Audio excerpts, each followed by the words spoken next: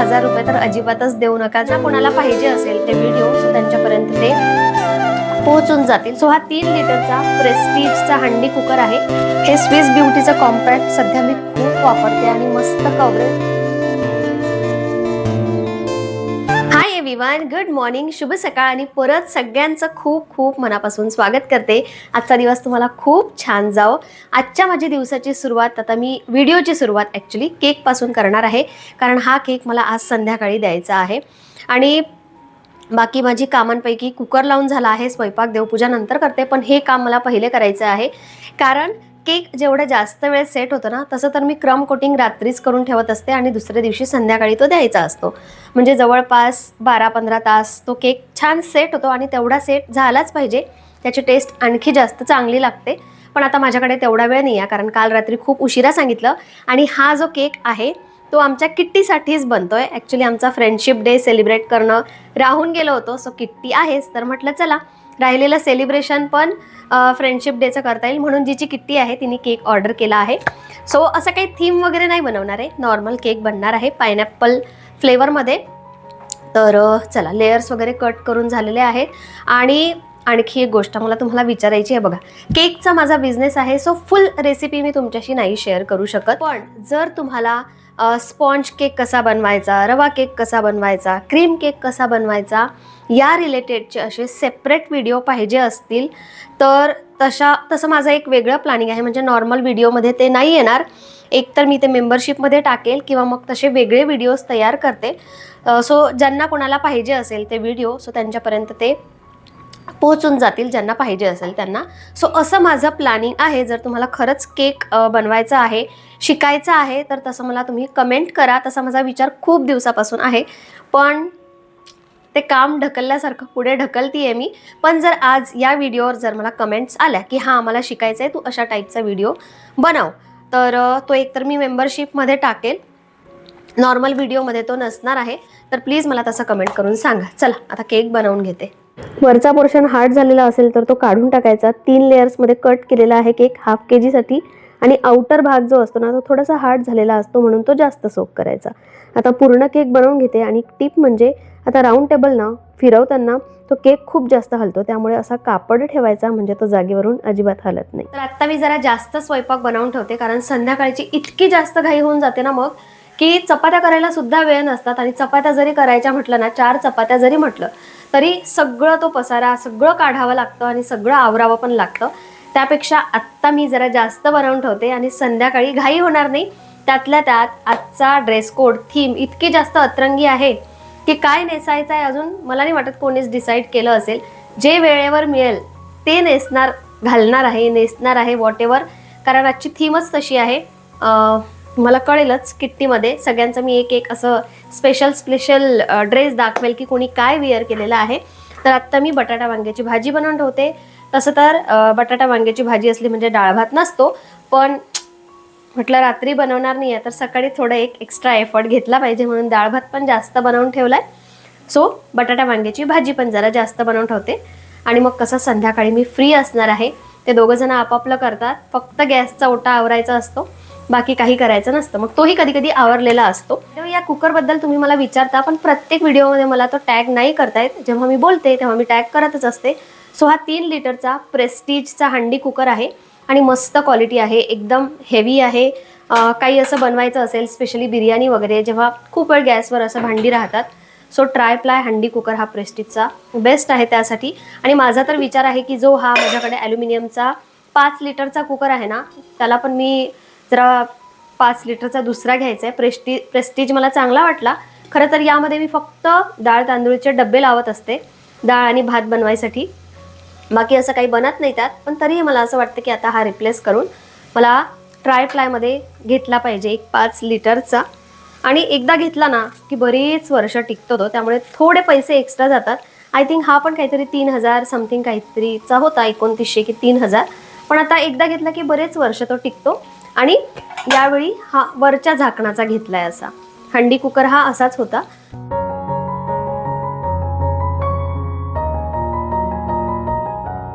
क्रम कोटिंग करून मी माझी बाकीची सगळी कामं आवरून घेतली आणि त्यानंतर फायनल फिनिशिंग केली. फ्रेंड्स लिहायचं होतं पण जागाच तेवढी नव्हती म्हणून फक्त फ्रेंड लिहिलेलं आहे.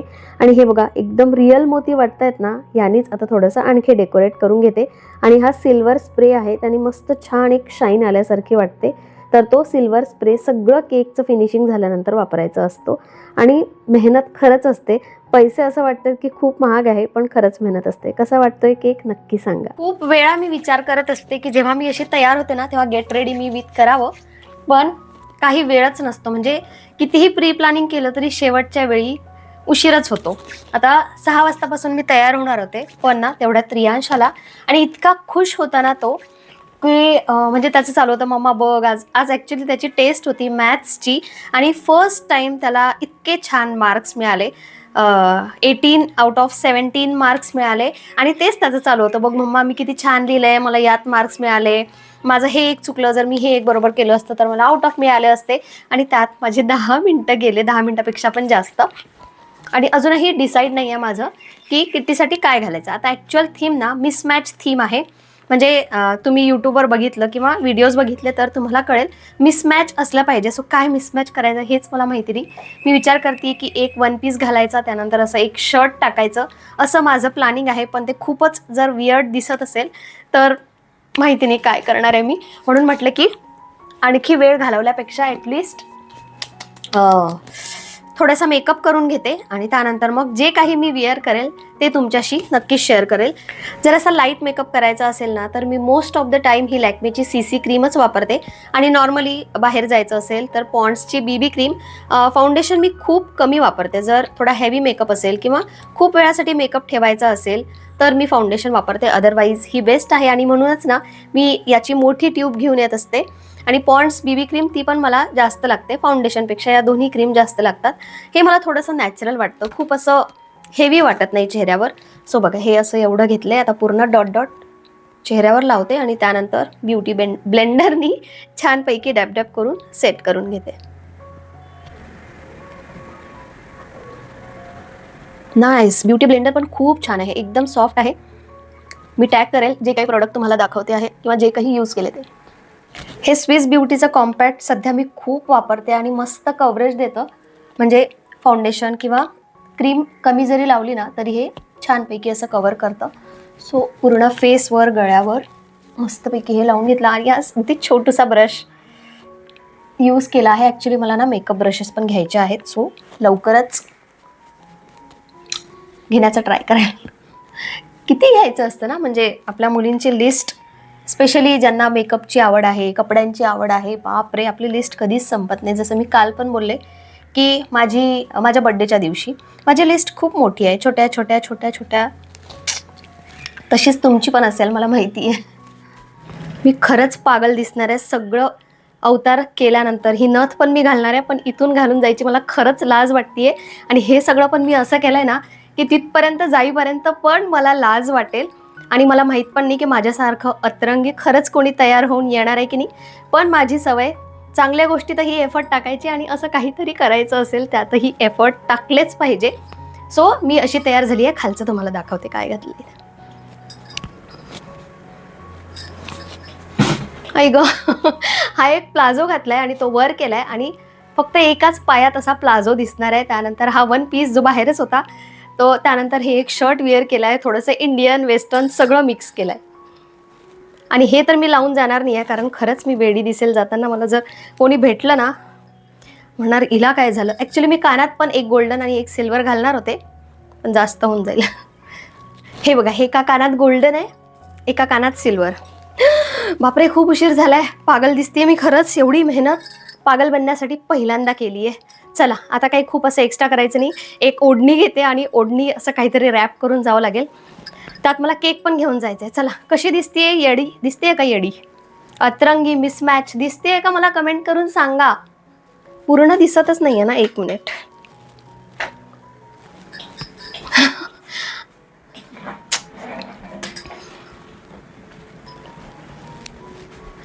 चला हे असं कवर करून जाणार आहे म्हणजे जर कोणी दिसलं पण ना तर येडी मला बोलणार नाही. चलो खूप उशीर झालाय.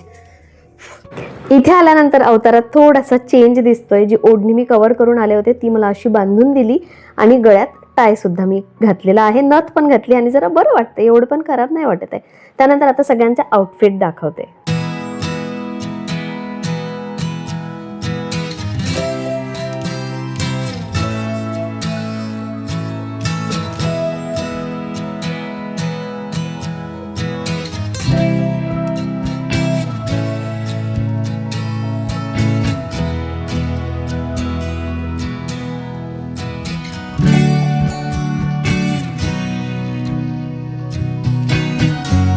सगळ्यांनीच एफर्ट घेतले होते. आता किती म्हटलं की रील्स फोटोशूट आलेच, त्यामुळे रील्स केल्या आणि त्यानंतर फ्रेंडशिप डे म्हणून केक कट करायचा होता. मस्तपैकी केक सुद्धा कट केला. त्यानंतर वेळ येते पेट पूजेची, तर मस्तपैकी डिनर, आयता डिनर मिळतो आणि खरंच मजा येते. तर बराच वेळ गप्पा गोष्टी करत करत खूप वेळ होऊन गेला. त्यानंतर घरी आले आणि मी सगळ्यात जास्त अतरंगी दिसत होते आणि जो सगळ्यात जास्त अतरंगी दिसेल त्याला काही ना काही गिफ्ट होतं.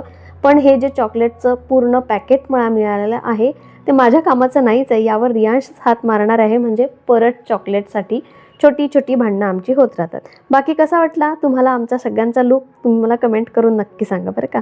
आता सगळं हे काढून टाकते आणि वॉकला जायचं आहे. हाच व्हिडिओ उद्या कंटिन्यू करेल. हाय अँड वेलकम बॅक अगेन.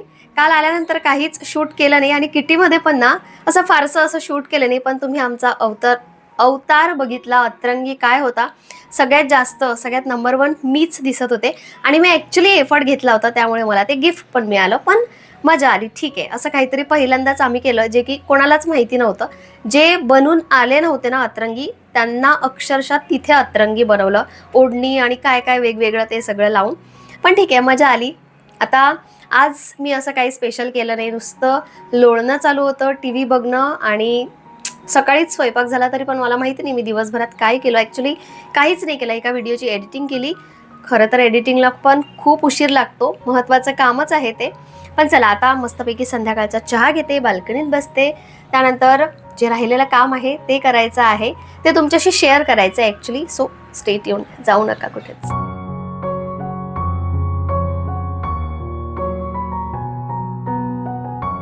रस्त्यावरची ही लोक आपल्याला कशी फसवतात ना, हे मी तुम्हाला आज सांगते. परवा रात्री वॉक करता करता आम्ही 2 बेडशीट घेऊन आलो आणि त्यामध्येच फसवणूक झाली. आता ही जी बेडशीट टाकली आहे ती पण आम्ही अशीच घेतली होती. तेव्हा आम्ही 4 जण होतो, सो 500 रुपयाला एक बेडशीट आम्हाला मिळाली होती. आत्ता मी ही जी रोडवर मिळते ना, मोस्टली वाकडमध्ये तर असते बॉम्बे डाईंगच्या अशा या बेडशीट. आता हे नाव बॉम्बे डाईंग आहे, पण ही रिअल बॉम्बे डाईंग बेडशीट नाही आहे. याचा फक्त बॉक्स असा आहे. मटेरियल क्वालिटी ऑफकोर्स वेगळी असेल, कारण बॉम्बे डाईंगच्या बेडशीट महाग असतात. सो या बेडशीट ठरवलं होतं की घरच्या खराब झाल्या तर घ्यायच्याच आहे आणि 500 रुपयाला तर देणारच, हेही मला माहिती होतं. सो मी त्याला 400 रुपयाला एक बेडशीट मागितली. 2 मला घ्यायच्या होत्या. तो रेडी झाला. बेडशीट काढल्यानंतर 900 रुपये मागायला लागला आणि सहसा मी बार्गेनिंग करतच नसते. भाजीवाल्यांजवळ तर कधीच करत नाही, कारण मला असं वाटतं की 10-15 रुपयासाठी आपला कायच फायदा होणार आहे. सो 20 रुपयाला मिळणारी भाजी आपण 15 रुपयाला मागून त्यांचं काय नुकसान करायचं किंवा आपलं काय वाढणार आहे त्यांनी. पण असं कुठे 100 रुपये 500 रुपये वाचत असतील तर आपल्या बायकांची ती सवय असते. त्यातही ते 2 जण होते, इतक्या विनवण्या करायला लागलेत ते की आज काहीच माल विकला नाही गेला, आज काहीच नाही झालं. सो त्यातच अश्विन म्हणाले की जाऊ दे, कुठे बघते 100 रुपयासाठी. सो 900 रुपये आम्ही 2 बेडशीटचे दिले आणि याची पण क्वालिटी मी चेक केली. हे बघा, हे एक कवर काढलेलं आहे, पिलो कवर. क्वालिटी छान आहे, प्रिंट पण छान आहे, मटेरियल छान आहे आणि किंग साईज बेडशीट आहे. पिलो कवर तर बघा इतकं मोठं आहे, 2 पिलोज मावतील छोटे छोटे एवढं. आणखी एक छोटीशी टिप म्हणजे बेडशीट घेताना असा कलर घ्यायचा की तो आपल्या बेडरूमला मॅच झाला पाहिजे, किंवा मग प्रिंट अशी घ्यायची जी छोटी असली पाहिजे. त्यामुळे बेडरूम थोडी मोठी दिसते आणि बेड पण थोडा फ्रेश वाटतो, जसं की हे छान वाटतंय. तर आता तुम्ही म्हणाल सगळंच तर मिळालंय, मग फसवणूक कशी काय झाली. तर मला सवय झाली आहे ऑफलाईन आणलेली वस्तू काही पण असू देत, मी एकदा ऑनलाईन मिळते का चेक करते. तसंच मी ऑनलाईन चेक केलं तर दोन्हीही बेडशीट जेवढ्या किमतीच्या मी आणलेल्या आहेत त्यापेक्षा कमी प्राईजमध्ये म्हणजे दिसल्या मला. तर तेव्हा मला वाटलं की आपण इतके खुश होतो की आपल्याला इतक्या कमी प्राईजमध्ये ही बेडशीट मिळाली, पण त्यापेक्षाही कमी प्राईजमध्ये ऑनलाईन मला मिळाली. दोन्ही बेडशीटना मी टॅग करते जर कोणाला घ्यायचं असेल तर. आणि जर असं ऑफलाईन घ्यायचं असेल तर तुम्हाला सांगून ठेवते, हे असे बॉक्सेस येतात. मटेरियल क्वालिटी छान असते, पण 400 रुपये द्या, त्याच्यावर 1 रुपयासुद्धा देऊ नका. कारण मला वाटतं त्यांना ते परवडतं म्हणूनच ते द्यायला तयार झाले होते. मला माहिती आहे त्यांनी 400 रुपयाला पण दिले असते, पण माझा नवरा कुठे त्यांच्या मागे लागते, कुठे 50-100 रुपयासाठी करते, म्हणून देऊन टाकले. रात्रीची पण वेळ होती आणि ते पण खूप विनवण्या करत होते. तर अशी ही फसवणूक होते. बऱ्याच जणांनी तर आमच्यासमोर एका बेडशीटचे 1000 रुपये सुद्धा दिलेले आहे. त्यांना म्हणजे ज्यांना माहिती नसतं त्यांना असं वाटतं की बॉम्बे डाईंग आहे, एकदम म्हणजे 2000च्या पुढेच बेडशीट मिळते.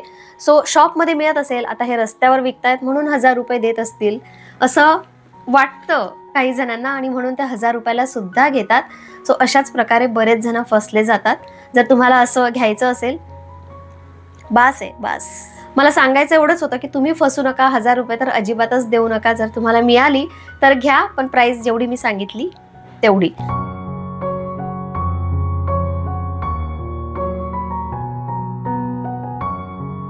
पावसाळ्यामध्ये चिलटं होण्याचं हे एक मेन कारण आहे कांदा बटाट्याची बास्केट, जी वारंवार आपल्याला क्लीन करून घ्यावी लागते. 2 दिवसापासून इथे जरा जास्त चिलटं दिसत होते. एखादा कांदा खराब झाला की असं होतं, म्हणून सगळीच विकर बास्केट आता क्लीन करून घेते आणि सगळं सेग्रिगेट करून ठेवते, कांदा, बटाटा आणि लसूण. ज्या दिवशी अश्विन ऑफिसला गेले त्या दिवशी सकाळचा स्वयंपाक तर लवकर बनतोच, पण रात्रीही लवकर बनतो, कारण आल्यानंतर अश्विनला खूप भूक लागलेली असते. म्हणून आता पटकन स्वयंपाक करून घेते. आज डिनरमध्ये ऑमलेट पराठा आहे, आणि बरेचदा असं काहीतरी पटकन बनवायचं असेल किंवा थोडं हेल्दी खायचं असेल तर ऑमलेट पराठा बेस्ट ऑप्शन आहे डिनरसाठी. रियांश इथे ते रॅकेट घेऊन ना, त्याच्या बारीक चिलटं असतात ना किंवा बारीक पाखरं दिसतात ते तो मारत होता, आणि त्यासाठी हे रॅकेट खरंच खूप बेस्ट आहे. म्हणजे डासांपेक्षा यासाठीच ते जास्त उपयोगात पडतं. आता मी ऑमलेट तर बनवलं आहे, पण एक व्हेज ऑमलेट तुम्हाला दाखवते, तो म्हणजे आपला बेसनाचा चिला. जे ऑमलेटमध्ये टाकलं, कांदा, मिरची, कोथिंबीर ते सगळं असं बेसनामध्ये मिक्स करून घेतलं आणि त्याचं असं चिला बनवून घेतला, जो की पोळीसोबत पण आपण खाऊ शकतो किंवा तसं पण खाऊ शकतो. आणि इथेच मी आजचा व्हिडिओसुद्धा संपवते. व्हिडिओ कसा वाटला नक्की कमेंट करून सांगा. चलो, उद्या भेटूया. Bye bye.